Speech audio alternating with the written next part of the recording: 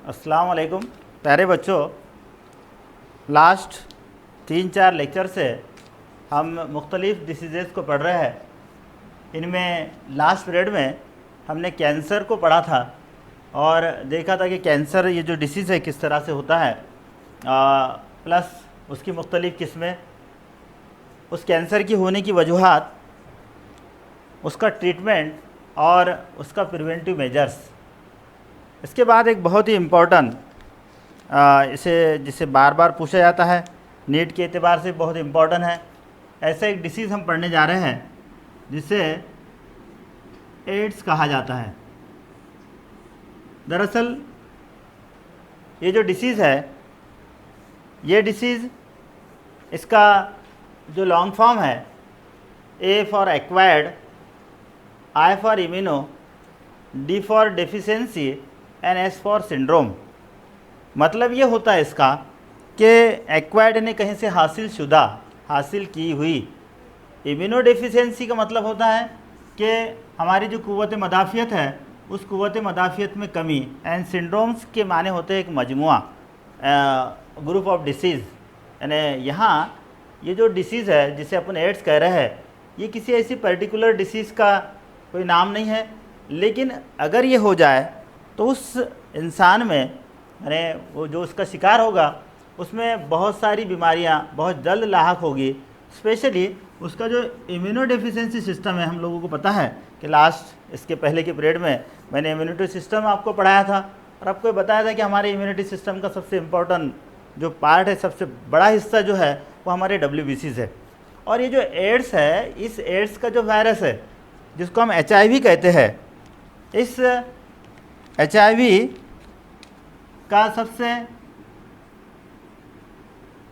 बड़ा इन्फेक्शन का जो मैदान है वो हमारे WBCs में, स्पेशली लिम्फोसाइट्स, ओके। और उसमें भी T4 लिम्फोसाइट्स। और कौन से लिम्फोसाइट्स? T4 लिम्फोसाइट्स, याद रखिए। और क्योंकि T4 लिम्फोसाइट्स, इनका बहुत बड़ा किरदार हमारे जिस्म की हिफाजत में होता है, यानी जिसमें वो हमारी मुख्तलिफ़ बीमारी को क्या करते हैं, रोकते हैं। तो अगर वही इन्फेक्टेड हो जाएंगे, अगर वही कमज़ोर हो जाएंगे, तो फिर क्या होगा? यकीनन हमें बहुत सारी बीमारियां क्या होंगी, लाहक होंगी और हम कई बीमारियों का शिकार होंगे। तो इस तरह से ये इस बीमारी का नाम है जिसको अपन एड्स कह रहे हैं। इसके वायरस का नाम है HIV, human immuno deficiency virus. याद रखिए दोनों के लॉन्ग फॉर्म। कभी पूछा जा सकता है एड्स, एक्वायर्ड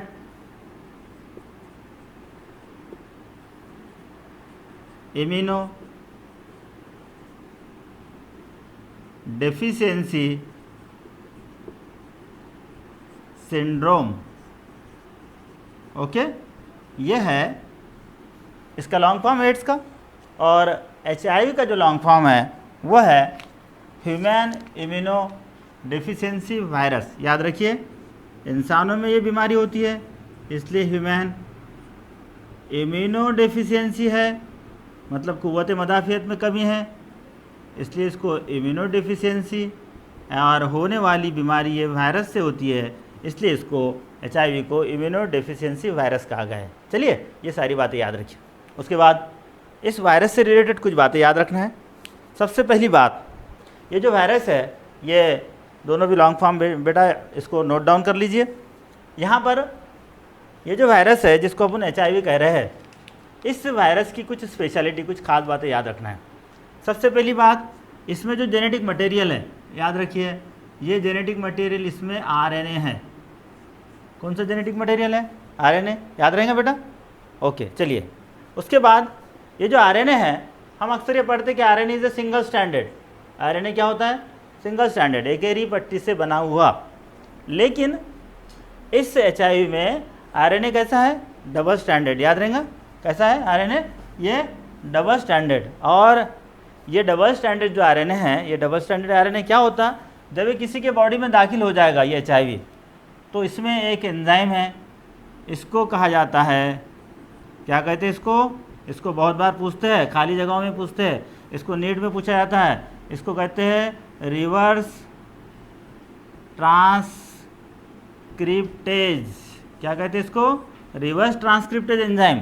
तो ये रिवर्स ट्रांसक्रिप्टेज एंजाइम्स इस RNA की सिंगल पट्टियों को, जैसे यहाँ है, ये मैं पूरा स्ट्रक्चर आपको पढ़ाने वाला हूँ इंशाल्लाह ताला, तो ये जो आरएनए की सिंगल पट्टियाँ हैं इसको डबल पट्टियों में यानी डबल स्टैंडर्ड में तब्दील कर देते हैं। और जब ये डबल स्टैंडर्ड बन जाएगा, ये आरएनए क्या हो जाएगा, डबल स्टैंडर्ड बन जाएगा, तो फिर इसमें डीएनए की सलाहियत आ जाएगी। किसकी सलाहियत आ जाएगी? डीएनए, क्योंकि आरएनए में दोहरा होने का अमल नहीं है, आरएनए में डुप्लीकेशन नहीं है, आरएनए में रिप्लिकेशन नहीं है, लेकिन डीएनए में क्या है, डुप्लीकेशन है, डीएनए डुप्लीकेट होता है। और जिसकी वजह से ये जो वायरस है ये रैपिड डुप्लीकेट होगा। क्या होगा? Rapid duplicate. इसीलिए इस वायरस को रेस्ट्रो वायरस क्या कहा जाता है? It is called as retrovirus. बहुत बार पूछते हैं इसको, नीट में ऑब्जेक्टिव में पूछा जाता है कि HIV is a retrovirus, why, क्यों? तो हमको पता होना कि उसमें आरएनए सिंगल स्टैंडर्ड है, लेकिन ये सिंगल स्टैंडर्ड जब किसी की बॉडी में दाखिल होगा तो ये डबल स्टैंडर्ड में तब्दील हो जाएगा, और फिर वो डबल स्टैंडर्ड में तब्दील होने की वजह से उसमें डीएनए वाली सलाहियत आ जाएगी और वो दोहरा होगा, डुप्लीकेट होता रहेगा। इसीलिए इसको रेस्ट्रो वायरस कहा गया। चलिए, उसके बाद कुछ जगह कुछ बुक्स में, लेकिन सही इसकी वजह यह है, कुछ जगह ऐसा पढ़ने में आता है लेकिन वो करेक्ट वजूहत नहीं है उसकी, कि ये जो वायरस है इसके ऊपर का ये जो लाइपोप्रोटीन का ग्लाफ जो है, ये लाइपोप्रोटीन का ग्लाफ ये हर नस्ल में बदलता रहता है, चेंज होते रहता है। इसीलिए इसको रेस्ट्रो वायरस कहा जाता है, क्योंकि ये एक नस्ल में एक है, दूसरे नस्ल में दूसरा हो जाएगा। ऐसे बहुत सारे वायरसेस है जो अपने इस ऊपर के हिफाजती ग्लाफ को बदलते रहते हैं, उसके लिपिड्स को बदलते रहते हैं। चलिए, अब इसका स्ट्रक्चर देखिए, बहुत इंपॉर्टेंट। तो सबसे पहले ये कॉजल ऑर्गेनिजम्स में हमको याद रखना है, इसको HIV कहते हैं, उसका लॉन्ग फॉर्म याद रखना है, ह्यूमन इम्यूनोडेफिशिएंसी वायरस जिसे कहते हैं। इसको रेस्ट्रो वायरस क्यों कहा जाता है, इसमें जेनेटिक मटेरियल क्या है। ठीक, चलो आगे बढ़ते हैं। उसके बाद हमको ये बात पता है कि किसी भी वायरस में बहुत ज़्यादा कॉम्प्लिकेटेड बॉडी नहीं होती, उसका जो जिस्म है बहुत ज़्यादा उसमें कॉम्प्लिकेशंस नहीं होते हैं। एक दरमियान में कोर जिसे कहते हैं, उसका मगज़, उस कोर में उसका जेनेटिक मटेरियल होता है, जैसे यहाँ पर है, और उसके ऊपर एक हिफाजत वाला ग्लाफ जो प्रोटीन से बना हो, लिपिड से बना हो। ठीक है, अब इस वायरस में इस जगह देखिए, यहाँ ये जो आपको दिखाई दे रहा है ये ऐसे coiled structure, these are the RNA. ये जो दोनों हैं ये आरएनए है, यानी ये इसका जेनेटिक मटेरियल है। इसकी डायग्राम भी आप लोगों ने बना लेना, इसका स्क्रीनशॉट ले लीजिए और इसकी डायग्राम आप लोग क्या करना है, आपको बनाना है। पूछी जाती है, इसका स्ट्रक्चर पूछा जाता है, कभी कभी डायग्राम में क्या होगा, कुछ लेवल मिसिंग होंगे, वो लेवल आपको देना होंगे। तो पहली बात, ये इसका दरमियान वाला जो हिस्सा है, जो इसका कोर है, इसका मगज़ है, इसको या इसका सेंटर हम कह सकते हैं। इसमें इसका जेनेटिक मटेरियल है जिसको हम कह रहे हैं आरएनए। चलिए, ये हो गया। इसके बाद इसके यहाँ पर ये देखो, ये ब्लैक से मैंने बताया हूँ, ये है रिवर्स ट्रांसक्रिप्टेज एंजाइम। ये जो खामिरा है, जो आरएनए की जो ये दो पट्टियाँ हैं, इसको डबल स्टैंड में बदलता है, उसको रिवर्स ट्रांसक्रिप्टेज एंजाइम्स कहा जाएगा। उसके बाद इसके ऊपर दो, यहाँ ये और ये दो प्रोटीन से बने हुए ग्लाफ है। इस ग्लाफ को कहते हैं मैट्रिक्स। क्या कहेंगे बेटा इसको?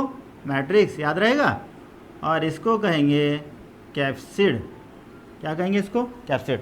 दोनों भी काय से बने हैं? दोनों भी प्रोटीन से बने हैं, यानी दोनों में भी प्रोटीन मौजूद है। और ये दोनों भी जो है, तो ये एक मतलब मैट्रिक्स कहला रहा है, और दूसरा जो है तो कैप्सिड कहला रहा है। ये जो मैट्रिक्स है, ये जिस प्रोटीन से बना है उसको P17 क्या कहेंगे? P17, याद रहेगा। उसके बाद जो कैप्सिड बना है इसको कहेंगे P24। ओके, ये दोनों नाम याद रख लीजिए। इसके बाद नेक्स्ट, इसके ऊपर और ये जो दो हिफाजती गिलाफ दिख रहे हैं आपको, और उसके ये ऐसे नॉब्स, इस नॉब्स के ज़रिए जो ग्लाइकोप्रोटीन से बना है, तो ये जो नॉब्स है या ये जो ग्लाफ है, ये लिपिड से बने होते हैं या ग्लाइकोप्रोटीन से बने होते हैं। ये दोनों जो ग्लाफ है, इनमें ये एक ग्लाइकोप्रोटीन से बना हुआ ग्लाफ, ये G यानी ग्लाइकोप्रोटीन 41 से बना होता है, और ये वाला जो है ये ग्लाइकोप्रोटीन 120 से बना होता है। ठीक है, ये इसके ऊपर मौजूद हिफाजती ग्लाफ है। ये जो वायरस है, इसका जो डायमीटर है, इसका डायमीटर मतलब इसका कुत्र जो है वो तकरीबन 100 to 140 नैनोमीटर। कितना है? 100 to 140 नैनोमीटर। तो इस तरह से कभी कभार इसका स्ट्रक्चर पूछा जाता है, इस पर शॉर्ट नोट्स पूछी जाती है, कभी इसकी डायग्राम पूछी जाती है, या कभी इसमें डायग्राम में कुछ खाली जगह छोड़ दी जाती है, उसको हमको पूरा करना होता है। तो इस पर जो भी क्वेश्चन पूछा जाए ये आपको याद रखना है। एक बार इसको रिवाइज करता हूँ, मुख्तसर याद रख लीजिए। सबसे पहली चीज़ HIV, इसका जो लॉन्ग फॉर्म है ह्यूमन इम्यूनो डेफिशिएंसी वायरस, याद हो गया सबको। चलिए नेक्स्ट, इसमें जो जेनेटिक मटेरियल है RNA है, ये दूसरी बात याद रखो। क्योंकि ये RNA यहाँ पर इसकी 2 पट्टियाँ हैं और जब ये किसी इंसान के बॉडी में जाएगा तो ये डबल स्टैंडर्ड हो जाएगा, इसलिए इसको हम रेस्ट्रोवायरस कहते हैं। रेस्ट्रोवायरस इसलिए कहा जाता, ये भी सवाल बहुत बार पूछा जाता है, इसको भी आप लोग ध्यान रख लीजिए, इसको याद रख लीजिए। नेक्स्ट याद रखो, ये DNA की तरह RNA की 2 पट्टियाँ एक दूसरे से जुड़ती है, उसमें अहम किरदार होता है ये रिवर्स ट्रांसक्रिप्टिव एंजाइम्स, इसको भी बहुत बार पूछा जाता है, इसको याद रख लीजिए। फिर याद रखिए इसका जो डायमीटर है वो 100 to 140 नैनोमीटर, यानी इसका कुत्र ये याद रखना है आपको। उसके बाद इसका जो स्ट्रक्चर है, इससे रिलेटेड ये सारी चीज़ें आपको याद रखना होगी कि इसके ऊपर 2 हिफाजती गिलाफ पहले प्रोटीन से बने, उसके बाद में ग्लाइकोप्रोटीन से बने हुए 2 हिफाजती गिलाफ। तो ये पूरी डायग्राम्स, इसका जो स्ट्रक्चर है ये आपको बनाना है आपके नोटबुक के अंदर। नेक्स्ट चलिए यानी इसका ये कॉजल ऑर्गेनिज्म हम समझ गए। अब चलिए इसका मोड ऑफ ट्रांसमिशन, ये कैसे मुंतकिल होता है। बहुत सिंपल चीज़ है। ये जो डिसीज़ है, मतलब जिसके लिए ज़िम्मेदार ये HIV है, तो ये HIV बॉडी फ्लूइड्स में होता है। कहाँ होता है? बॉडी फ्लूइड्स, मतलब ये कि जिसमें मौजूद जो मुख्तलिफ माए की शक्ल में जो चीज़ें है, जैसे ब्लड, ख़ास तौर से सीमेन, सलाइवा, हमारे टीयर्स, इवन इन चीज़ों के अंदर इसकी मौजूदगी होती है। लेकिन ज़्यादा मिकदार, मतलब इसकी तादाद जिसे कहेंगे ज़्यादा जो है वो हमारे ब्लड में होती है, सीमेंस में उसकी मिकदार बहुत ज़्यादा होती है। तो याद रखना है कि ये जो है बॉडी फ्लूइड में पाया जाने वाला है और उसके ज़रिए ये मुंतकिल होता है। तो इसके जो मुंतकिली के ज़रिए है उसमें बहुत सारी वजूहात है इसकी। चलिए इसको मैं यहाँ साफ़ कर रहा हूँ, इसको आप लोग इसकी डायग्राम बना लीजिए, इसका स्क्रीनशॉट ले लीजिए। चलिए आगे बढ़ते हैं नेक्स्ट, इसके मोड ऑफ ट्रांसमिशन की तरफ, यानी ये कैसे मुंतकिल होता है।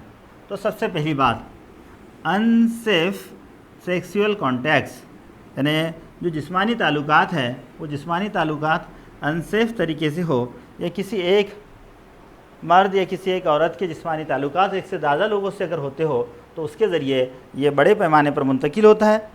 नेक्स्ट इसका जो ज़रिया है वो है ब्लड।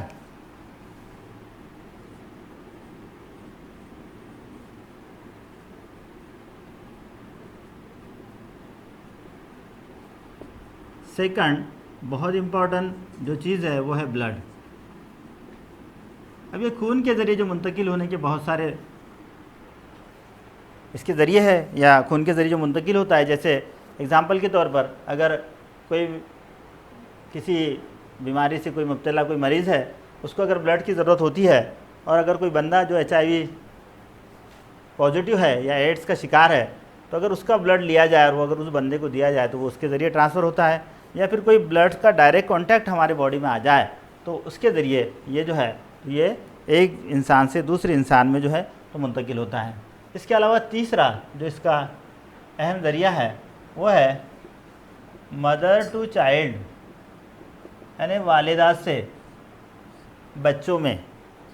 वालिदा से बच्चों में जो मुंतकिल होता है, जब बच्चा उसके वालिदा के रहम में, उसके वालिदा के पेट में जब नशोनुमा पाता है, उसके रहम में जब नशोनुमा पाता है, उस दौरान हमको पता है कि जो उसको ग़िज़ा फराहम की जाती है वो उसके प्लासेंटा से ब्लड के ज़रिए जो है तो उसको ग़िज़ा फराहम की जाती है, उसके ज़रिए जो है तो वो HIV जो है उसके बॉडी में मुंतकिल होता है। लेकिन अभी नए मेडिकल साइंस में इसके लिए एक रेमेडी, मतलब एक इलाज इसका निकाला गया है कि अगर कोई औरत प्रेग्नेंट हो तो उस प्रेगनेंसी के दौरान कुछ इंजेक्शंस लगाए जाते हैं, जिससे अगर मदर HIV पॉजिटिव हो तब भी ये जो चाइल्ड है, ये चाइल्ड को उससे प्रिवेंट किया जा सकता है, उसको उससे बचाया जा सकता है। उसके बाद में बहुत सारे और दिगर हैं, उसको हम ऑदर्स में लिख लेंगे। ये ऑदर्स में क्या हो गए, यानी दिगर कौन सी वजूहत होगी। जैसे दवाखाने में इस्तेमाल होने वाले बहुत सारे इक्विपमेंट है, बहुत सारे आलात, जैसे सर्जरिकल इक्विपमेंट है, ऑपरेशन थिएटर में इस्तेमाल होने वाले बहुत सारे इक्विपमेंट हैं। सिरिंजेस है, निडल्स हैं और कई ऐसी चीज़ें। ये तमाम चीज़ें जो है, तो ये तमाम चीज़ें जहाँ हमारा बॉडी से ब्लड से डायरेक्ट कांटेक्ट आता है, रिलेशन आता है, अगर उसको रीयूज़ किया जाए, दोबारा इसका इस्तेमाल किया जाए, तो जाहिर सी बात है उसका इन्फेक्शंस के बहुत ज़्यादा चांसेस बढ़ेंगे। तो उसका एक तरीका है कि उसको स्टेरिलाइज़ किया जाए प्रॉपर, लेकिन स्टेरिलाइज अगर नहीं होता है प्रॉपर तो चांसेस बढ़ते हैं। इसलिए आज के दौर में ऐसे आलात, ऐसे इक्विपमेंट इस्तेमाल हो रहे हैं जिसका एक ही बार यूज़ हो, यानी इसको हम यूज़ एंड थ्रू वाले कहते हैं। क्या कहते हैं उसको? यूज़ एंड थ्रू, यानी इस्तेमाल करो और उसको फेंक दो, उसको ख़त्म कर दो वहीं। इसके अलावा बाकी के बहुत सारी जो दिगर यानी ट्रांसमिशन के जो ज़रिए है, उस दिगर ट्रांसमिशन के ज़रियों के अंदर फॉर एग्ज़ाम्पल जो रेज़र वगैरह सेविंग वगैरह के लिए इस्तेमाल होता है, या इस तरह की चीज़ें जो जिसमें डायरेक्ट ब्लड का कांटेक्ट आता हो या बॉडी फ्लूइड का कांटेक्ट आता हो, जैसे मदर की ब्रेस्ट फीडिंग है उसके ज़रिए, लेकिन उसके चांसेस बहुत कम होते हैं, नहीं के बराबर होते हैं। हमारे टीयर्स वगैरह उसके ज़रिए बहुत कम चांसेस होते हैं, क्योंकि उसमें जो वायरस का जो परसेंटेज है वो बहुत कम है। लेकिन ज़्यादातर ये 3-4 चीज़ें जो मैंने आपको बताया हूँ, ये इसके मुंतकिली के ज़रिए है। बहुत बार पूछे जाने वाला क्वेश्चन, इस पर यह सवाल पूछा जाता है कि HIV या एड्स के जो मुंतकिली के ज़रिए है, इसका मोड ऑफ ट्रांसमिशन है, ये किस तरह से है या क्या है।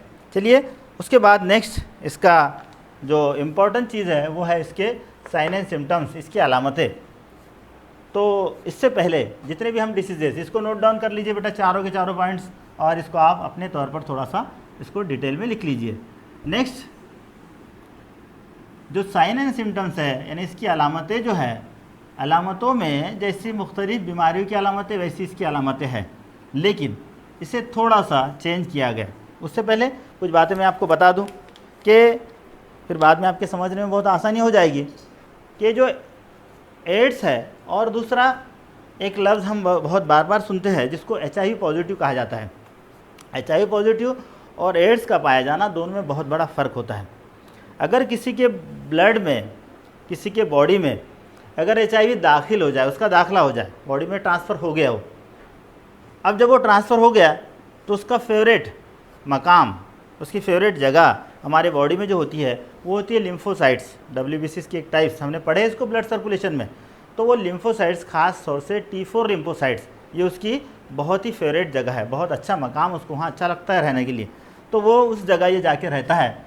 और प्लस इसका एक काम होता है, वहाँ रहने के बाद वो कोई मतलब हम लोगों को या हमारे बॉडी को ज़्यादा कोई डेंजरस नहीं होता उस दौरान, जब वो हमारे बॉडी में दाखिल हो गए। फिर क्या होगा, वो धीरे धीरे उस लिम्फोसाइट्स में अपने प्रोजेनी को बढ़ाएगा, अपने नस्ल को बढ़ाएगा, और अपने नस्ल को बढ़ाने के बाद उसकी तादाद कई हो जाएगी। जैसे एक लिम्फोसाइट्स में अगर ये समझ लो, ये लिम्फोसाइट है सेल, इसके न्यूक्लियस में यहाँ ये इसका मकाम फेवरेट है, यहाँ अगर ये वायरस बच जाएगा और इसके जैसे ऐसे कई वायरस इसको फॉर्म करेगा। ये फॉर्म करने के बाद फिर क्या होगा, फिर यहाँ से निकलेगा ये, जब इसकी तादाद यहाँ बहुत हो जाएगी, फिर यहाँ निकलने के बाद ये इसके पूरे इस सेल मेम्ब्रेन में, इसके हिफाजती गिलाफ में यहाँ आकर ये रुक जाएंगे। ये जो नए जो वायरस है उनको न्यू वायरस कहा जाता है। ये फिर क्या करेंगे, यहाँ से बाहर चले जाएंगे, फिर ये दूसरे किसी लिम्फोसाइट में चले जाएंगे, ये वाले ऐसे, तो ऐसे बहुत सारे लिम्फोसाइट में स्प्रेड हो जाएंगे, ऐसे इस तरह से ये फैल जाएंगे, और फिर हर कोई अपने तौर पर अपने नस्ल को बढ़ाने का काम करेगा। जिससे क्या होगा कि ये जो HIV है, इसकी तादाद दिन ब दिन क्या होती जाएगी, बढ़ती जाएगी। एक वक्त ये आ जाएगा कि हमारे जो लिम्फोसाइट्स है, मतलब हमारे WBCs है, ये WBCs की जो कुव्वत है, कुव्वत मुदाफ़ित हम जिससे कह रहे हैं, उससे रोकने की जो कुव्वत है, उससे कई गुना ज़्यादा ये वायरसेस हमारे बॉडी में हो जाएंगे, और वो होने की वजह से फिर हम हर मुख्तलिफ़ बीमारियों के शिकार बहुत जल्दी हो गए। इसीलिए मैंने आपको कहा था कि एड्स में कोई पर्टिकुलर अलामत हमको नहीं दिखाई देगी। कोई भी अगर बीमारी होती है तो उससे सबसे पहले वो उसका शिकार बनेगा। जैसे तेज़ बुखार कई दिनों तक आना, महीनों तक आना, 10 किलो नियर अबाउट 1 मंथ में, अभी आगे देखने वाले अपन, वेट का कम हो जाना, ये अलामतें उसकी है। लेकिन इसके अलावा बहुत सारी कई बीमारियां जो है, तो ये डिफरेंट डिसीजेज जो है उस बंदे को होते रहेंगे। तो फिर जब यहाँ बहुत बड़े पैमाने पर यहाँ इसका फैलाव हो जाएगा अपनी बॉडी के अंदर, तब जाकर, यानी पहले जब ये दाखिल हुआ तो हम उसको HIV पॉजिटिव कह रहे थे, लेकिन जब ये इसका पूरा फैला हो गया और हमारी कुव्वत मुदाफ़ियत पूरी तरह से क्या हो गया, ख़त्म हो गई, नाकाम हो गई, अब हम बहुत सारी बीमारियों का शिकार बन रहे हैं, तो तब जाकर उस बंदे को एड्स हुआ ये कहेंगे। समझ में आ गया आप लोगों के? तो वैसे इसकी अलामतों को जो है तो 3 स्टेजेस में, यानी 3 हिस्सों में इसको हमने तकसीम किया है। पहली जो स्टेज होती है उसको इनिशिएशन स्टेज, इब्तदाई हालत कहेंगे। क्या कहेंगे उसको? इनिशिएशन स्टेज, याद रखिए।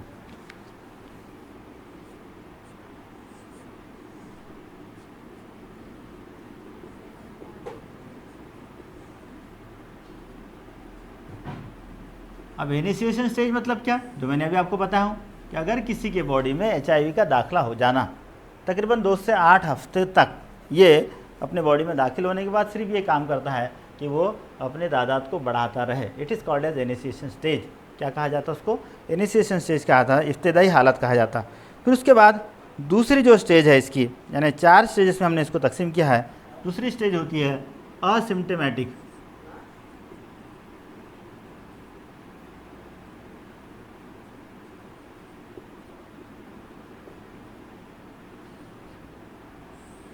असिम्प्टोमेटिक का मतलब होता है कोई अलामतें उसमें दिखाई नहीं दे रही है, कोई साइन एंड सिम्टम्स नहीं है, लेकिन वो HIV का शिकार है, उसकी बॉडी में HIV है।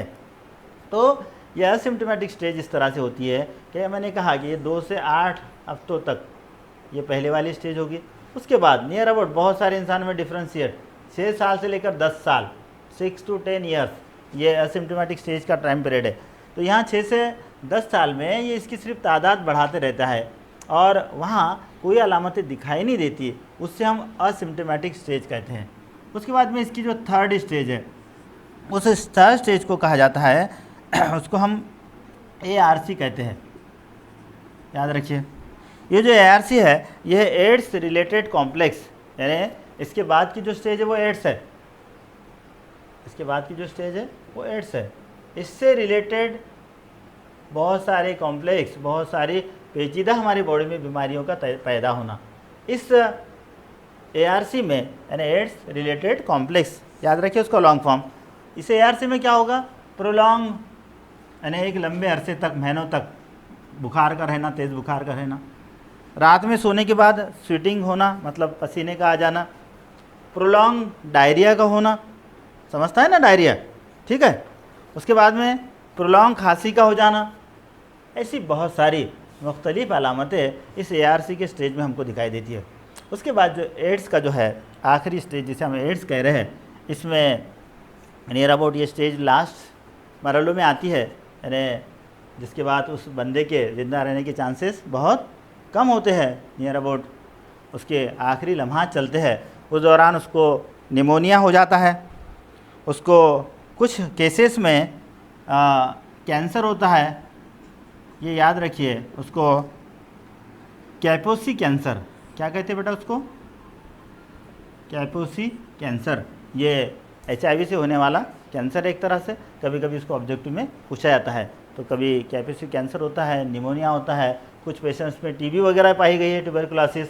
तो ऐसी मुख्तलिफ बीमारियों में मुब्तला हो जाता है और फिर जो है तो बस उसकी ये लास्ट स्टेज कहलाएगी। तो इस तरह से इसकी अलामतें हमने आपको बताई है, याद रखिए। तो पहले आपको ये 4 अलामतों के नाम याद रखना है। इनिशिएशन स्टेज, इब्तदाई हालत, असिम्प्टोमेटिक, गैर अलामतें वाली हालत, ARC, एड्स रिलेटेड, एड्स से ताल्लुक़ रखने वाले कुछ कॉम्प्लेक्स, जिसमें मैंने अभी कहा आपको कि प्रोलॉन्ग बुखार का हो जाना, 10 किलो वेट मैंने आपको कहा विद इन ए मंथ, एक महीने में 10% वेट का कम हो जाना, ये सारी चीज़ें उस तरफ ले जाती है कि कहीं ना कहीं इस बंदे के अंदर HIV है और या HIV पॉजिटिव है। और फिर लास्ट में जब एड्स हो जाएगा तो मैंने आपको बताया ये उसका आखिरी मरहला होगा, और इस आखिरी मरहले में जो है तो फिर उसको मतलब बहुत चांसेस कम है। चलिए नेक्स्ट, उसके बाद इसका जो डायग्नोस है, इसका पता कैसे लगाया जाता है। एड्स का ये जो बाहर की जो अलामतें दिख रही है फिजिकल, हम इसका ये सारे पॉइंट्स नोट डाउन कर लीजिए। फिजिकली जब हम चेकअप करेंगे और कुछ अलामतें हमको ऐसी लगेंगी कि ये बंदा कहने के इसकी इम्यूनिटी सिस्टम पूरी ख़त्म हो चुकी है, तो फिर हम उसको समझने लगेंगे कि इसको ये एड्स का शिकार है। तो फिर उसका जो डायग्नोस है, उसका डायग्नोस करने की 2 टेस्ट है। एक टेस्ट जो है इसको एलिजा टेस्ट, क्या कहते हैं बेटा इसको? Elijah test. अलीज़ा नहीं है, अलीज़ा नाम होता है अपने यहाँ, ये अलीज़ा नहीं, एलिज़ा है ये, ठीक है। ये ELISA test, enzyme link immunosorbent sorbent ऐसा इसका लॉन्ग फॉर्म है। तो ये एलिज़ा टेस्ट है, उसको चेक करते हैं, लेकिन ये कन्फर्मेटिव टेस्ट नहीं है, यानी 100% इससे हम समझ नहीं पाते हैं कि ये एड्स का शिकार है, HIV का शिकार है। तो इसके बाद एक और दूसरा टेस्ट होता है जिसको वेस्टर्न ब्लॉट, कौन सा टेस्ट बोलते हैं बेटा? Western blot test. दोनों के भी नाम पूछे जाते हैं, याद रखिए, एक एलिज़ा टेस्ट और दूसरा western blot test. ELISA test ये प्रीमिलिटी है, प्राइमरी है, इब्तदाई है। अगर इसमें कोई पॉजिटिव आता है बंदा तो उसको कंफर्म करने के लिए ये वेस्टर्न ब्लॉट टेस्ट की जाती है। अगर ये दोनों टेस्ट पॉजिटिव आते हैं तो इसका मतलब वो बंदा HIV पॉजिटिव है, इसका मतलब वो बंदा एड्स का शिकार है। चलिए, तो ये उसका डायग्नोस करने का तरीका है। नेक्स्ट, उसके बाद उसका जो ट्रीटमेंट है, इलाज उसका, तो सबसे पहली बात मैं आपको बता दूं कि इस बीमारी का कोई इलाज नहीं है, क्योंकि ये बीमारी मैंने आपको शुरू में ही बताया कि कोई बंदा अगर HIV पॉजिटिव हो जाए तो उसकी सही अलामतों को आने तक, उसकी सही अलामतों तक पहुंचने तक, यानी उसके एड्स होने तक जो एक बहुत लंबा टाइम पीरियड गुजरता है, 6 से 8 साल 10 साल अलग अलग मुख्तलिफ इंसानों में, यानी जिसकी क़ुव्वत मदाफ़ी जितनी स्ट्रॉन्ग है उसके एतबार से, तो उस इतने लंबे अरसे में जो HIV है उनकी तादाद बहुत ज़्यादा हो जाती है और फिर उस वक्त उनको कंट्रोल करना बहुत मुश्किल होता है। इसलिए ये कहा जाता है कि जो एड्स है, इस एड्स का इलाज नियर अबाउट नहीं है, इसीलिए इसका प्रिवेंशन सबसे बेस्ट इलाज, यानी इसका एहतियात जो है ये इसका बेस्ट इलाज है। फिर भी इसमें कुछ दवाइयाँ इस्तेमाल होती है, जैसे एक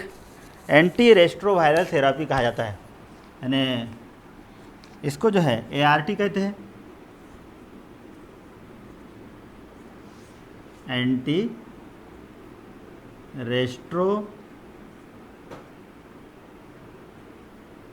वायरस थेरापी। जो रेस्ट्रो वायरस है उसको रोकने वाली कुछ ड्रग्स, कुछ दवाइयाँ, ये दवाइयाँ इसमें इस्तेमाल की जाती है। उस दवाइयों में एक दवाई है जिसको कहा जाता है टेनोफेविर। क्या नाम है उसका? टेनोफेविर। ये एक दवाई इस्तेमाल होती है, ये एंटी रेस्ट्रो वायरस थेरापी में इस्तेमाल होने वाली ड्रग है। उसके बाद में एक ड्रग है इफेविरेंस, ये ड्रग इस्तेमाल होती है। उसके बाद में लैमिविडिन, ये 2-3 ड्रग्स इस तरह की है कि जिसको जो है तो इस एड्स या HIV पॉजिटिव की बंदे के लिए इस्तेमाल की जाती है, जिससे प्योरली क्यूरेबल डिसीज़ नहीं है, याद रखिए, यानी पूरी तरह से अच्छा होने वाला डिसीज़ नहीं है। लेकिन फिर भी ये जो दवाइयाँ हैं, ये दवाइयाँ क्योंकि ये एंटी रेस्ट्रोवायरल है, जाहिर सी बात है ये HIV के ख़िलाफ़ काम करेंगी ये दवाइयाँ, तो कुछ अरसे तक इस बंदे को इससे रिलीफ मिलेगा, आराम मिलेगा। तो खैर जब उसकी मौत आ जाएगी तो इंशाल्लाह उसकी मौत होगी, इसमें कोई दो राय नहीं है, वो अल्लाह की तरफ की बात है। लेकिन फिर भी कुछ वक्त तक उस बीमारी से उसको निजात मिलेगी, तो ये दवाइयाँ उसके अंदर इस्तेमाल होती है। ये सभी दवाइयों के नाम आप लिख लीजिए, इसको ART या एंटी रेस्ट्रो वायरस थेरापी कहा जाता है। नेक्स्ट चलिए, इसका बहुत इंपॉर्टेंट पार्ट जिसको हम प्रिवेंशन कहते हैं या एहतियात कहते हैं। तो मैंने अभी आपको कहा कि इसका जो इलाज है, ट्रीटमेंट जो है, ये नहीं के बराबर है, मतलब 100% क्यूरेबल डिसीज़ ये नहीं है, 100% अच्छी होने वाली बीमारी नहीं है, 100% अच्छी होती ही नहीं है ऐसा बोलो तो चलेगा। चलिए, तो इसका प्रिवेंशन सबसे बड़ा इलाज है। तो इसको प्रिवेंस करना मतलब क्या करना? इस बीमारी को होने से रोकना। तो मैंने अभी कहा कि जो इसके कॉजेज़ थे, यानी इसके मोड ऑफ ट्रांसमिशन में अपने इसके कॉजेज़ देखिए क्या वजूहत है, कैसे होता है ये। तो जो चीज़ों से ये होता है उस चीज़ों से अवॉइड करना, उसमें कुछ चीज़ें अपने को ऐड करना है। सबसे पहली चीज़ क्या ऐड करना है कि लोगों में इस तरह का अवेयरनेस लाया जाए। अब मैं जो बोल रहा हूँ एक एक पॉइंट आप लोग नोट डाउन कर लीजिए, क्योंकि 4 पॉइंट्स आपको काम आएगी, 2 मार्क्स के लिए पूछा जाता है। तो पहली बात, लोगों में इस तरह का अवेयरनेस लाना, लोगों में इस तरह की जागृति लाना, लोगों को इस तरह की मालूमात देना, चाहे टीवी के ज़रिए हो, रेडियो के ज़रिए हो, मुख्तलिफ़ क्लासेस लेकर बच्चों को स्कूल में कॉलेजेस में तालीम देकर कि ये बीमारी किस तरह से होती है, कैसी होती है, ताकि उनको इस बातों का पता चले और वो इससे बच पाए। ये पहला उसका तरीका है। नेक्स्ट दूसरा जो तरीका है, मैंने आपको कहा था कि ये अनसेफ सेक्सुअल कॉन्टैक्ट से होता है, तो उसको अवॉइड करना है। तीसरा जो ब्लड है उसका बहुत इम्पोर्टेंट, यानी ट्रांसमिशन का बहुत बड़ा ज़रिया। तो अगर किसी को ब्लड डोनेट किया जाता है या किसी का ब्लड किसके लिए इस्तेमाल होता है, तो यकीनन उसे सबसे पहले उसका HIV टेस्ट होना चाहिए और उसके बाद ही उसका इस्तेमाल करना चाहिए, ताकि हम इस बीमारी से बच सके। उसके बाद में बाकी के दिगर जो आलात है, जैसे दवाखाने में इस्तेमाल होने वाले आलात, मैंने अभी कहा था आपको, सिरिंजेस, नीडल्स, ऑपरेशन थिएटर में इस्तेमाल होने वाले मुख्तलिफ आलात, इन सब का एक ही बार यूज़ करना चाहिए, यूज़ एंड थ्रू वाले यूज़ करना चाहिए। या अगर दोबारा यूज़ करने की ज़रूरत पड़ती भी है तब भी उसको प्रॉपर स्टेरिलाइज करना चाहिए। स्टेरिलाइजेशन मतलब उसको जरासीम से आज़ाद करना चाहिए और फिर उसका इस्तेमाल करना चाहिए। इसके अलावा अगर मदर से चाइल्ड होता हो तो अभी नए दौर में उसकी इलाज, उसका ट्रीटमेंट आ चुका है, तो वो जो भी डॉक्टर्स है उनके गाइडलाइन में उसका इलाज करना चाहिए, ताकि पैदा होने वाला जो बच्चा है वो उस HIV से महफूज रह सके। तो इस तरह से बेटा ये बहुत इम्पॉर्टेंट एक डिसीज़ जिसे हम कह रहे हैं एड्स, ये हमने पढ़ा। सारी चीज़ें इसको याद रख लीजिए। 100% इस पर कहीं ना कहीं क्वेश्चंस आता है, चाहे उसके कॉजल ऑर्गेनिज्म हो, मोड ऑफ ट्रांसमिशन हो, साइन एंड सिम्टम्स हो, उसके बाद में उसका डायग्नोस हो, ट्रीटमेंट हो या उसका प्रिवेंशन हो। चलिए, तो इस चैप्टर के जितने भी डिसीजेस थे ये यहाँ पर क्या हो गए, ख़त्म हो गए। याद रहेगा। चलो, आपको क्या करना है, इसमें आपको एक बहुत बड़ा ऐसा एक चार्ट बनाना है और उस चार्ट में क्या करना है, एक डिसीजेस का नाम, डिसीजेस के नाम के बाद ये सब कॉलम्स उसके बाद आना चाहिए। एक में कॉजल ऑर्गेनिज्म, एक में मोड ऑफ ट्रांसमिशन, एक sign and symptom, diagnose, treatment, prevention, और एक बड़ा सा एक चार्ट बनाकर जितने डिसीजेस हमने पढ़े हैं वो सब डिसीजेस का पहले नाम, जैसे अभी मैं पढ़ा है, जैसे एड्स, आपने एड्स लिखे, फिर उसके बाद के कॉलम में उसका कॉजल ऑर्गेनिज्म लिखिए, उसके बाद के कॉलम में उसके मोड ऑफ ट्रांसमिशन मुख्तसर लिखना है इसको, साइन एंड सिम्टम को मुख्तसर, डायग्नोस कोई टेस्ट है तो उसका नाम लिखिए, ट्रीटमेंट जो है वो ट्रीटमेंट लिखिए, उसका प्रिवेंशन लिखिए। ये सब मुख्तसर लिख लेंगे तो एक ही चार्ट में, एक पेज पर, बड़े से पेज पर जो है तो सारे डिसीजेज आ जाएंगे, ताकि आपको ये नीट के लिए प्लस आपके बोर्ड के फाइनल एग्ज़ाम के लिए क्या हो जाएगा, बहुत काम में आ जाएगा। तो चले, यहाँ पर ये इसका एक पार्ट इस चैप्टर का ख़त्म हुआ। इस चैप्टर में एक दूसरा एक पार्ट है। इस पार्ट में जो ख़ास तौर से आप लोगों से रिलेटेड ये पार्ट है, जिसको एडोलेसेंस कहते हैं, जिसको हम सने बलूग कहते हैं। ये एडोलेसेंस जो टॉपिक है उससे रिलेटेड यहाँ पर दो चीज़ें हमको पढ़ना है। उसमें एडोलेसेंस के कैरेक्टरिस्टिक्स, सने बलूग जिसे हम आम ज़ुबान में जवानी कहेंगे, तो ये जो वक्त टाइम पीरियड होता है उस टाइम पीरियड में क्या चेंजेस होते हैं, फिजिकल चेंजेस क्या होते हैं, मेंटल चेंजेस क्या होते हैं, उसका जो बिहेवियर है सोसाइटी के अंदर वो कैसे चेंज होता है, ये सारी चीज़ें हमको पढ़ना है। और फिर नेक्स्ट इस एज के अंदर जो है तो ये बंदा कैसे बहुत सारे ड्रग्स, बहुत सारे दूसरे एडिक्ट, बहुत सारी लतों के कैसे किस तरह से वो उसके अंदर आ जाती है, कैसे किस तरह से वो लत जो है उसको लग जाती है, ये सारी चीज़ें इसके अंदर पढ़ना है और उससे कैसे बचा जा सकता है। ठीक है, चलिए, तो सबसे पहले इस टॉपिक को शुरू करने से पहले कुछ बातें मैं आपको बताना चाहूँ, बाद में हम लोग इसको डिटेल में पढ़ेंगे कि एडोलेसेंस ये जो एक ऐसा एज पीरियड है, एक ऐसा टाइम पीरियड है हमारा कि जो 10 साल से लेकर नियर अबाउट 19 से 20 साल के दरमियान का होगा। इस एज में सबसे पहली बात क्या होती है बच्चों में, वो इस तरह की होती है कि वो अपने आप को बच्चा या बड़ा क्या समझे, एक बहुत बड़ा कन्फ्यूज़न होता है, क्योंकि घर वाले भी उनके साथ ऐसा बहुत बार ट्रीटमेंट करते हैं कि कभी कभार वो बच्चे अगर कोई ऐसी हरकत करते हैं तो घर वाले उनको बोलते हैं कि अभी बच्चा है क्या, कभी कोई दूसरी हरकत करते हैं तो कभी कभार उसे ये बोला जाता है कि बहुत बड़ा हो गया है क्या। ठीक है, तो इस तरह से ये एक ऐसा एज है, ऐसा टाइम पीरियड है कि जिसके अंदर बहुत सारा ये बच्चे बहुत कंफ्यूज होते हैं, बहुत ज़्यादा यहाँ पर जो है दिमाग में इनके कन्फ्यूज़न होता है। जी जी। तो यहाँ जो है इस टाइम पीरियड में जो कन्फ्यूज़न वाला जो मैटर होता है, मैंने अभी आपको कहा। दूसरी एक चीज़, इसे उर्दू में आलम शबाब कहा जाता है। दूसरी एक चीज़ जो है सने बलूग, ये भी वर्ड उसके लिए अच्छा है। तो दूसरी एक चीज़ जो है इस तरह की कि बच्चे ये कंफ्यूज होते हैं और फिर यही टाइम पीरियड उनका ये होता है कि पढ़ाई लिखाई का भी बहुत बड़ा टाइम पीरियड होता है।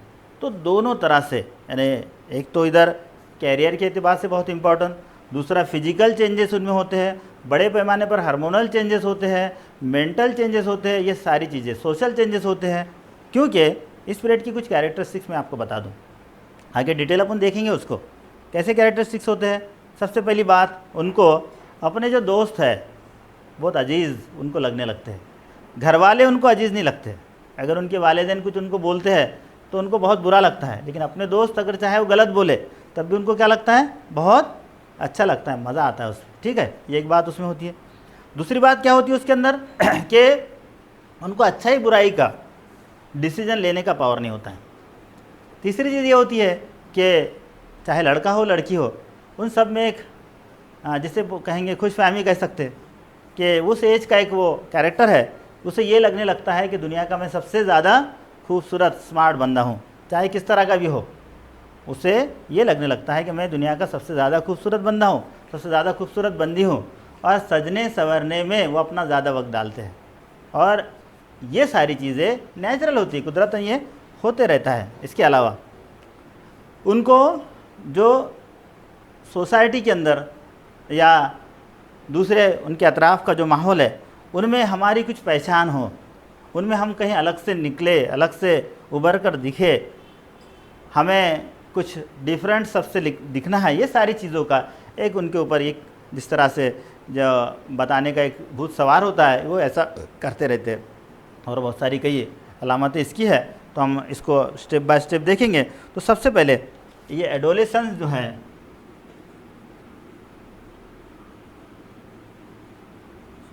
जिसको अपने सने बलूग कहा, तो इसकी जो कुछ स्टेजेस है, इस स्टेजेस में पहली जो स्टेज है इसको अर्ली पीरियड, इब्तिदाई स्टेज, अर्ली स्टेज है, अर्ली पीरियड कहा जाता है, जो नियर अबाउट 10 to 14 ईयर्स का होगा, 10 से 14 साल। ये जो टाइम पीरियड है, ये टाइम पीरियड एडोलेसेंस की इब्तिदाई वाली हालत है। इसमें ख़ास तौर से 10 साल से लेकर 14 साल के बंदों का इसमें शुमार है।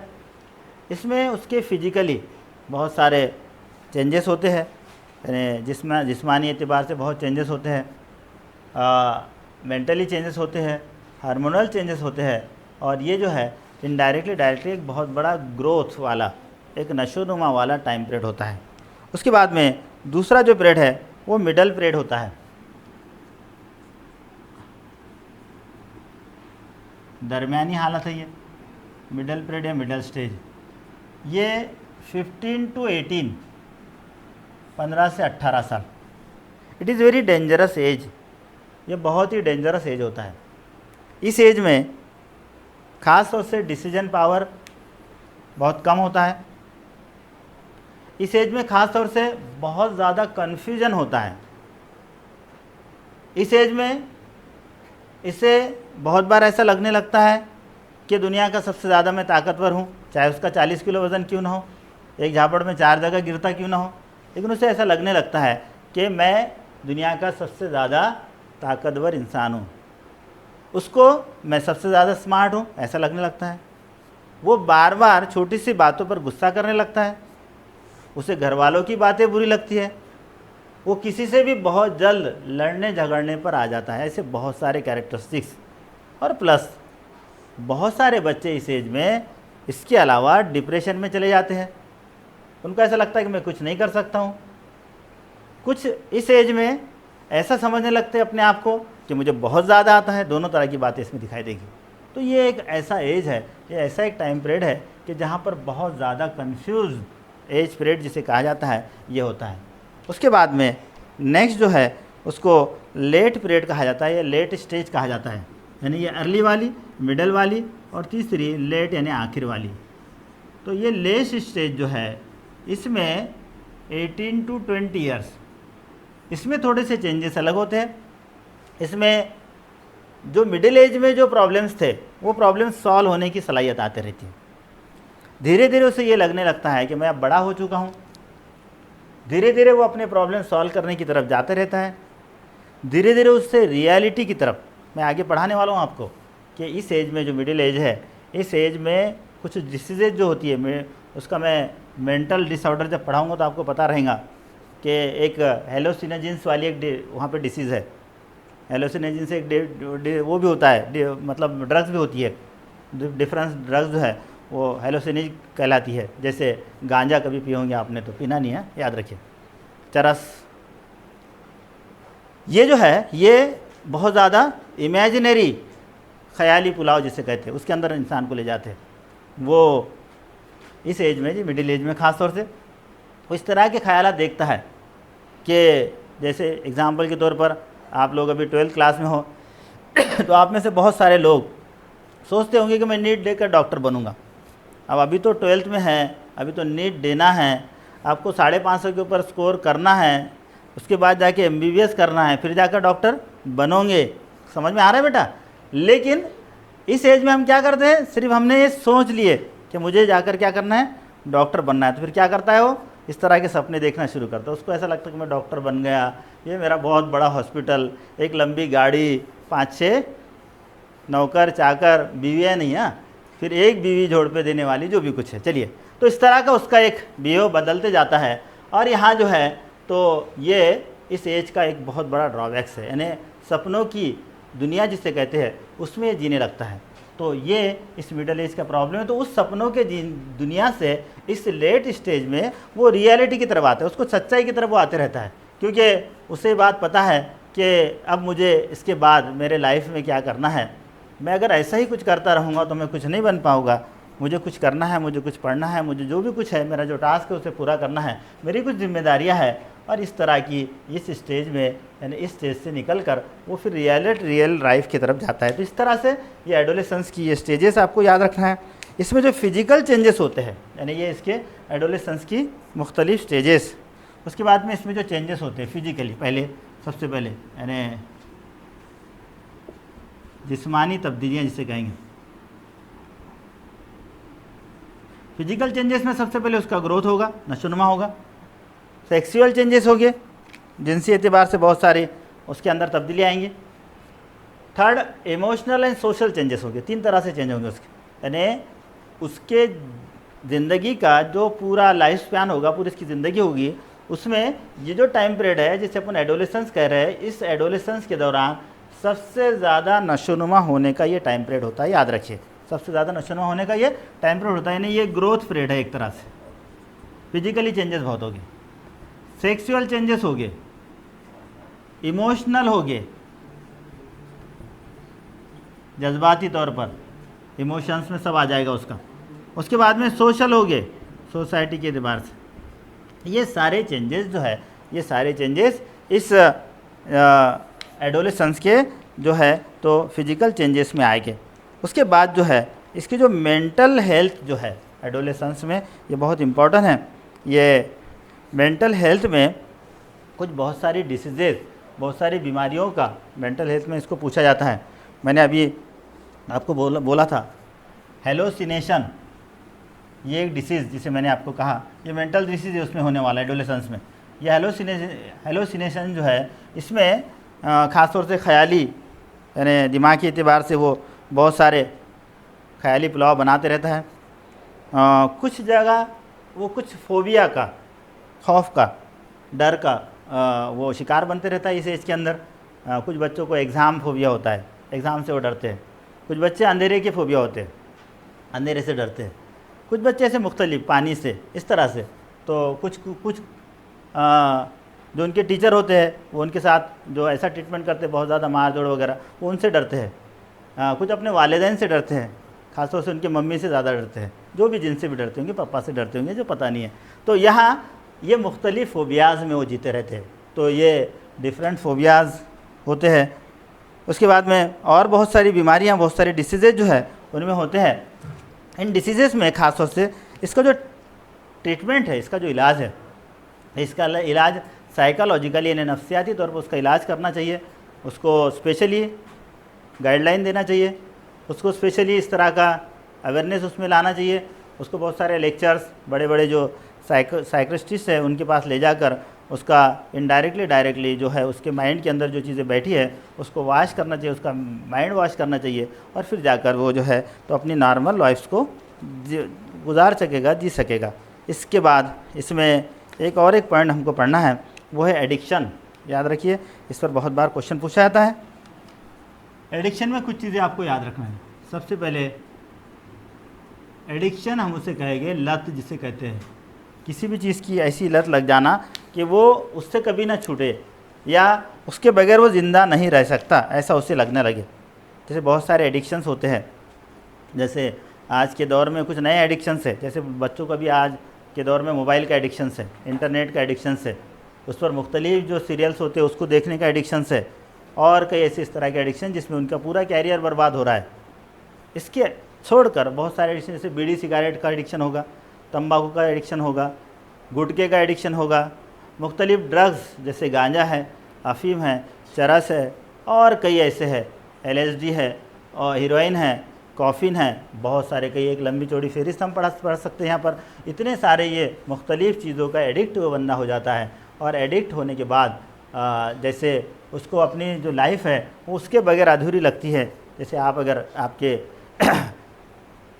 पास में, आपके सोसाइटी में, आपके घर में, आपके कहीं रहने वाला कोई ऐसा बंदा हो कि ये बाकी की चीज़ें तो छोड़ दिए, अल्कोहल वगैरह, शराब वगैरह उसको तो छोड़िए, लेकिन अगर कोई गुटखे वगैरह का भी अगर कोई शौकीन हो, अगर सिगारेट का भी कोई शौकीन हो, तो उसको एक दिन उससे दूर रखने की कोशिश करो। आप वो कैसा हो जाएगा, पागल हो जाएगा, वो आपको बार बार चिड़चिड़ापन उसके अंदर दिखाई देगा, आपको मारने को दौड़ेगा, वो इस तरह से उसकी हालत हो जाएगी। तो ये एडिक्शंस के ड्रॉबैक्स है, उसकी कमज़ोरियाँ हैं। इसके कॉजेज़ क्या होते हैं, क्या वजह होती है? सबसे पहले बच्चों याद रखो, ये एडिक्शंस ख़ासतौर से इस एडोलेसेंस में ही लगते हैं। कभी आपने ऐसा देखे नहीं होंगे कि कोई बंदा बुढ़ापे में सिगारेट पीना सीख गया, नहीं सीखता है।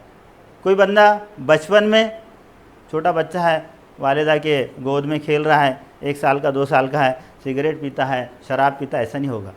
उसको लत जो लगेगी वो ख़ासतौर से आपके एज में लगती है, यानी 10 से लेकर 20 साल के दरमियान का जो एज पीरियड है उसमें ख़ास तौर से लगती है। और उसमें सबसे बड़ा जो हाथ होता है सबसे बड़ा जो रोल होता है, वो सबसे बड़ा रोल उसके दोस्तों का होता है, क्योंकि उसके दोस्त लोग कहीं ना कहीं इस एडिक्शन से जुड़े होते हैं।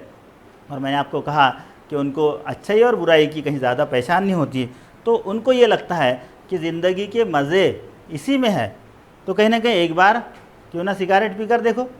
वो एक बार फिर क्या होता है, पूरे लाइफ में उससे चिपक जाता है। क्यों ना एक बार शराब पी कर देखो, क्यों ना एक बार गांजा पी कर देखो, क्यों ना एक बार गुटखा खा कर देखो, क्यों ना एक बार इस तरह की कोई ड्रग्स, चरस से अफीम में ये लेकर देखो। ये सारी चीज़ें, ब्राउन शुगर से बहुत सारे, हम लंबी चौड़ी एक फहरिस्त कह सकते हैं, ये सारी चीज़ें इसी एज में लगती है।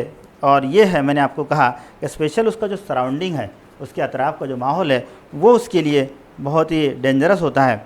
उसके बाद आप यकीन नहीं करेंगे, पिछले दिनों मैं इधर बाहर एक जगह घूमने के लिए गया था। ज़्यादा से ज़्यादा 8-10 साल के 2 बच्चे थे वो, और उनका जो पेशा था, वो पेशा उनका जो मांगते हैं लोग, एक्चुअल में मांगना नहीं चाहिए, लेकिन खैर अल्लाह उनको नेक हिदायत दे, तो वो उन मांगने वालों के बच्चे थे। वो दो लड़के थे छोटे छोटे। वो 2 छोटे लड़के इधर बाज़ार से आ रहे थे, तो मैंने देखा कि वो 2 बच्चे जो है, वो 2 बच्चे, एक कपास का, एक उनके पास में एक वो था, गाला था, और उस गाले में कोई लिक्विड वो डाल रहे थे एक बॉटल से, और उसको सूंघ रहे थे। तो बाद में मैंने उसकी थोड़ी तफ्तीश किया, तो ऐसे पता लगा कि कुछ ऐसी दवाइयाँ आती हैं कि जो उस पर डाल के सूंघने से उससे नशा आता है, और अगर वो नहीं मिलती है तो वो बच्चा पागलपन के शिकार हो जाता है। बहुत से बच्चों को पेट्रोल की सूंघने की आदत होती है, वो ऐसे ये सब ये एडिक्शंस के जो शिकार होते हैं। तो इसमें ये बहुत डेंजरस होता है इस एज के अंदर। तो नेक्स्ट, यानी ये इसके वजूहात कहा मैंने। अब इसको कंट्रोल कैसे किया जाए? इसको कंट्रोल के लिए सबसे पहली बात, जो वालिदैन हैं, वो वालिदैन अपने बच्चों पे ऑब्जर्वेशन रखें, क्योंकि इस एज में बच्चों पर ज़्यादा ऑब्जर्वेशन रखे तब भी उस बच्चों को बुरा लगने लगता है, लेकिन उनको पता ना चले कि हम उनको ऑब्ज़र्व कर रहे हैं। उनके हर एक्टिविटीज़ पे हमारा ध्यान होना चाहिए। और स्पेशली आज के दौर में वालिदैन से मैं ये रिक्वेस्ट करूँगा, क्योंकि मैं आपको सजेशन नहीं दे सकता हूँ, आप काफ़ी बड़े लोग हो, मैं एक छोटी सी रिक्वेस्ट आपसे करूँगा कि आपके जो बच्चे हैं वो आपके बच्चों को इन चीज़ों से, जैसे ख़ास तौर से जो एंड्रॉयड मोबाइल्स है, अभी आप ये कहेंगे कि आप लेक्चर ले रहे हो तो एंड्रॉयड मोबाइल्स के बगैर तो देख नहीं सकते, तो सिंपल सी बात है, ये उस एजुकेशन से रिलेटेड उतना उसको इस्तेमाल, बाकी वक्त में वो क्या कर रहा है उसको देखिए। उसका लैपटॉप है, जाहिर सी बात है आपके पास पैसा है, आप उसको लेकर दीजिए, लैपटॉप लेकर दीजिए, उसको कंप्यूटर सेट लेकर दीजिए, जो देना है दीजिए, लेकिन उसके जो ड्रॉबैक्स है कम से कम उसको ध्यान में रखिए और आप उसको वॉच रखिए। इसके बाद में कौन से दोस्तों से मिलता है, वो दोस्तों में कोई ऐसे दोस्त तो नहीं है कि जो बहुत ज़्यादा, और ख़ास बात इसके जो ड्रॉबैक्सेस है कॉजेस में आता है कि मैक्सिमम बच्चे जो क्राइम की तरफ बढ़ते हैं, क्रिमिनल जो बनते जाते हैं, तो वो यही एज होता है जिसको एडोलेसेंस कहा जाता है। और इस एज में एक बार उनको ये लत लग जाती है और फिर बाद में उनको ऐसा लगने लगता है कि ये लत पूरी करने के लिए मुझे पैसा चाहिए, क्योंकि बगैर पैसों का कुछ होगा नहीं है, और पैसा लाएगा कहाँ से, फिर उसके लिए कुछ ना कुछ छोटी मोटी चोरी या कुछ इस तरह के क्राइम की तरफ वो बढ़ते जाता है और फिर बड़े क्राइम में वो मुब्तला हो जाता है। तो एक छोटी सी इब्तिदा बहुत बड़े नुकसान की तरफ ले जाती है। तो इसको याद रखिए। इसको कंट्रोल कैसे करना है मैंने आपको बताया कि सबसे पहले उसके सराउंडिंग पर ध्यान रखिए, हमारा ऑब्जर्वेशन उसकी तरफ होना चाहिए, वालिदैन का ऑब्जर्वेशन होना चाहिए, स्पेशली टीचर्स, हमारे जैसे जो हजरात जो बच्चों को पढ़ाते हैं उन लोगों ने उनको अवेयरनेस करना चाहिए इसके ताल्लुक़ से कि ये कितनी बुरी चीज़ है और कैसे इससे रोका जा सकता है। ये बहुत सारी चीज़ें हैं। उसके बाद में जो मुख्तलिफ़ ड्रग्स है उसमें कुछ ड्रग्स के नाम और उससे रिलेटेड कुछ चीज़ें हमको पढ़ना है। उसमें एक है जो हमारे सिलेबस में है, यह है ऑफीम, ऑपियोइड्स कहते हैं उसको, याद रखिए। इस ऑफीम को हीरोइन भी कहा जाता है। मार्केट में इसको जो बेचा जाता है उसको स्मैक के नाम से बेचा जाता है। ठीक है, ये तीनों एक ही चीज़ें। आपने कभी घर में एक मसाले वाली चीज़ इस्तेमाल होती है, कभी आपने उसका नाम सुने होंगे, खसखस जिसे कहते हैं, क्या कहते हैं उसको, खसखस, पॉपी, उसका नाम क्या है, पॉपी इंग्लिश में, हाँ, पैपावर्स सोमिनिफेरा, ये उसका बॉटनिकल नाम है।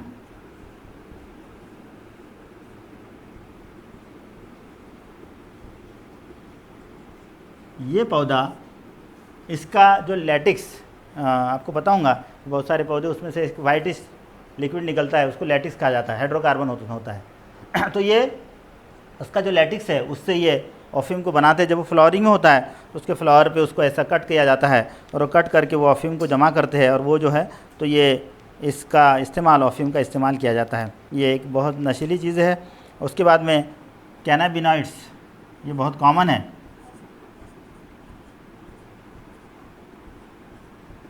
कैनाबिनॉइड्स में चरस है, गांजा है, मैनुजुआ है और बहुत सारे नाम आपको मिलेंगे। ये सब कैनाबिस सटाइवा, कैनाबिस सटाइवा इस पौधे का नाम है, याद रखिए। गांजे का पौधा है ये। गांजा आमतौर पर बहुत सारी जगह मिलता है, लोग बेचते हैं, लोग खरीदते हैं, लोग पीते हैं, बहुत बुरी बात है। चलिए, तो ये जो है ये दूसरा एक यह है मतलब ड्रग है जिसको कैनाबिनॉइड्स कहा जाता है।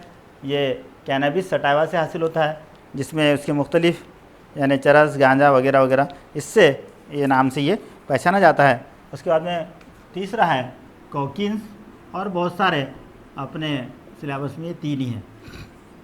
ये कोकीन्स में स्पेशल इसके जो कैरेक्टरिस्टिक्स है, इसमें हेलुसिनोजेंस है और कई बीमारियां, कोका नाम का एरेथ्रोजाइलम कोका, इस पौधे से ये हासिल होता है, एरेथ्रोजाइलम कोका, इससे हासिल होता है। तो ये जो है ये भी एक नशे की चीज़ है।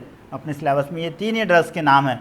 एक ऑफियोइड है, उसके बाद में कैनाबिनॉइड है और उसके बाद में कोकीन है। इसके अलावा बहुत सारे ड्रग्स है जो हमारे पास नहीं है। लास्ट में एक अल्कोहलिज्म वगैरह जो है, शराब नोशी वगैरह, ये इसके ऊपर मुख्तसर नोट है, तो कोई ज़्यादा उसको डिटेल में जाने की ज़रूरत नहीं है। यहाँ पर ये पूरे डिसीजेस प्लस लास्ट का जो पार्ट था इसमें एडोलेसेंस और ड्रग्स एडिक्शंस, इससे रिलेटेड ये पूरा टॉपिक ख़त्म हुआ। यानी आज ये चैप्टर ही यहाँ ख़त्म होता है। इंशाल्लाह नेक्स्ट पीरियड में एक नए चैप्टर के साथ मिलेंगे। चलिए मिलते हैं। अल्लाह हाफिज़।